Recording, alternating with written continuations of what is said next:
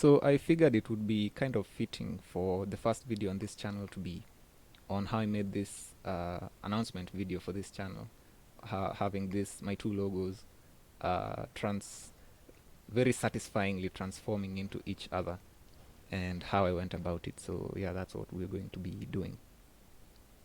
So in this blend file, I have both the logos overlapping each other, and then there's an empty in the scene which they're both parented to, and this is where the animation is happening. So that I just have to animate this one empty, and the animation translates to both objects, and it's like synced properly between the two objects. So in the animation workspace, let's look at what's happening here.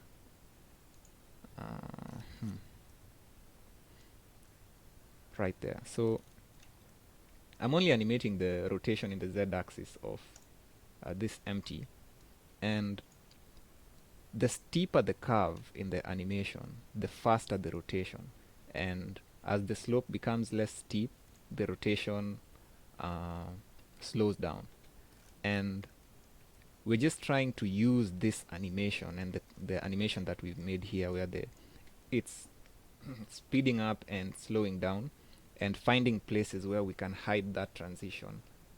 And the easiest place where we can hide it is where the rotation happens the fastest, and that's right here at the beginning, which is where the video will be looping, and right here in the middle, in the dead center.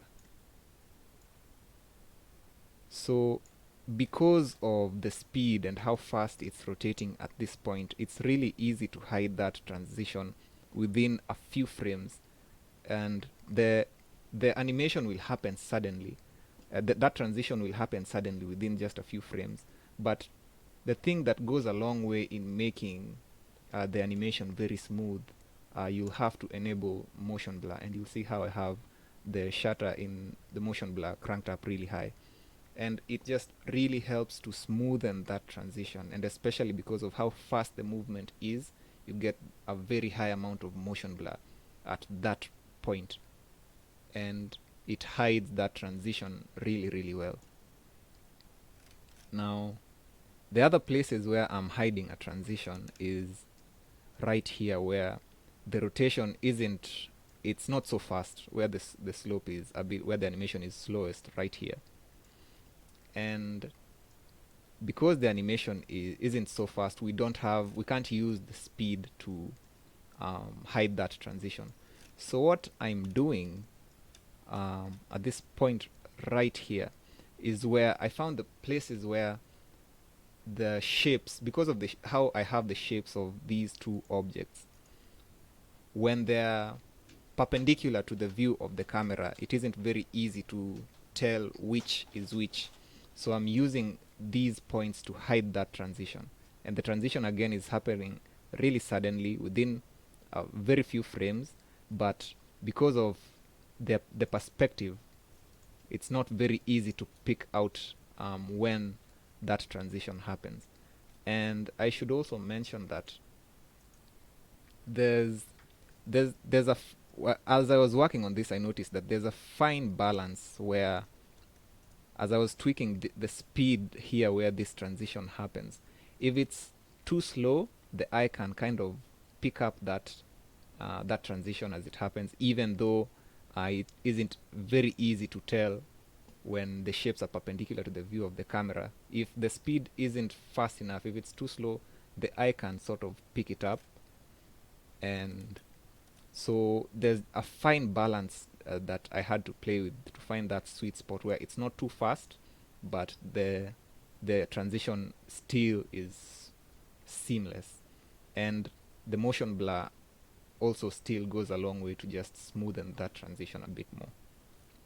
And yeah, I think that's it for the animation. And yeah, and how I'm getting them to transition between each other, there are a bunch of ways you can do it, and one of them is animating the visibility of the models in the viewport, in the outliner, I mean. But the trouble with that I find is that, for example, let's see let's say I have this R selected, and I want to animate the visibility right here. So say I set a keyframe right there and right there, and go to the next frame and turn it off and set a keyframe again. It becomes very difficult to work with. I don't know, there's probably a workaround around this, or maybe I'm missing something, but I find it becomes tricky to work with, because if let's say I scroll back to where it is, you'll see that it's been deselected, and then I'll select it again, the keyframes are there, I can maybe tweak my keyframes, but as soon as I scroll past when it disappears, it then becomes deselected again, and I have to scroll back and select it again. It just becomes tricky to work with. So my workaround around that is I'm using the transparency node in the shader, and you'll select under materials, you'll have to enable in the settings either alpha hashed or alpha blend to just enable the transparency to happen in the viewport. And this just helps me to, by tweaking this slider, I can animate the visibility of an object in the viewport quite easily. So I find this is just really very, very easy to work with and very flexible. So this is what I'm using to animate the transition between one mesh and another one. When one is visible, the other one will be invisible, and when the other one is invisible, yeah, and vice versa. So yeah, I think that's it for this. I really liked the results and how this came out. Very satisfying to watch. And yeah, thanks for watching. And actually, before I go, I'd like to really thank you guys who have subscribed so far. I wasn't expecting the number of people who have subscribed to this channel without any content. It's empty, and I really wasn't expecting that. So thank you guys, and we'll see where this goes. Yeah, see you in the next one.